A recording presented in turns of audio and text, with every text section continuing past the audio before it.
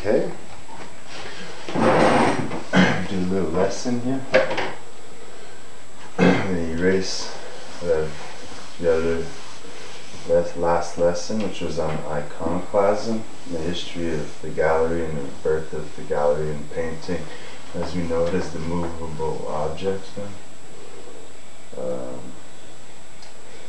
Let's see. What I said in the last lesson was about religious icons, say pictures. I'm just using these as examples of we'd have like the frescoes in the church, and then you'd have an embedded icon of Mary and child, usually Mary and the child with the bed of roses.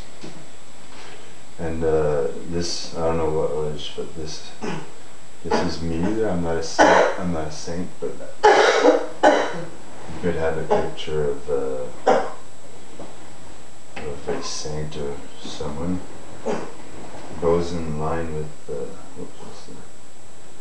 makes me think of the veneration of cats in ancient Egypt. Just moving pictures from Weavers or whatever. So I'm not sure what this lesson is going to be, but maybe more about my work. Because see, I was working on this idea of text. I did this series, almost pretending that I was blind, and that was the Constitution, We the People. A very well-known image that I won't say anything about. Something that for many is venerated. For many, the vanitas is still an object of veneration. For many, the Constitution, for many Freemasonry is venerated. Some it's not, it's feared. For others, this was an old map of Quebec City or St. Lawrence, whatever. Trying to pretend I was half blind. This is something I'm working on, a mixture of not ancient, but old Gothic, English Gothic, from a textbook, the ABC of Gothic architecture, and sort of that icon, if you will.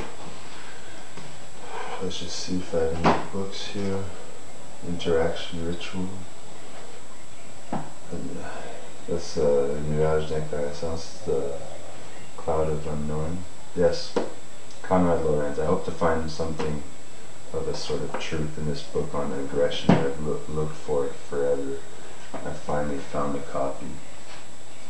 Because what I was saying in the last lesson, I will conclude with this, is that those icons in the Catholic, when it was Reformed, it was seen as idolatry. Because in the churches, you have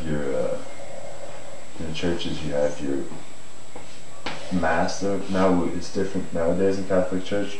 We look toward, it used to be that the priests and all that clergy was facing the same direction as the people, but now the priest is there and does a sermon, and the person reading at the lector, the readings at Mass of the Old Testament, New Testament, and all that. Sometimes you have a choir here singing little ditties, religious music. But see, in Catholic churches, there's usually a Jesus on the cross over there, and you got maybe a Joseph.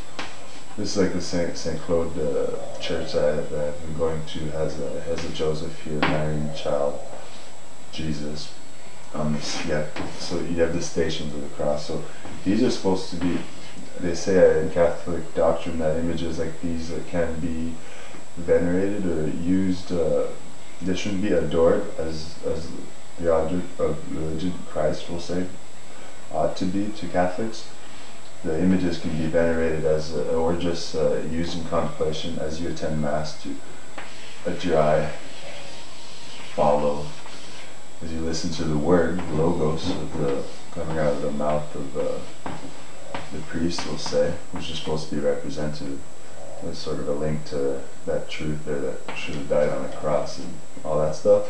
In Catholic, in religion and Mass, as you listen to the word, which would be a spiritual food, and that's what the bread, that's like a loaf of bread there, your little knife and butter and all that, your little dishes, your morning coffee mug, that's supposed to be a repast, spiritual food, and yeah, you can let your eye sort of glance around and follow the discourse as you perceive your living corpus empiricus, your experiencing body you choose, as a child should in class.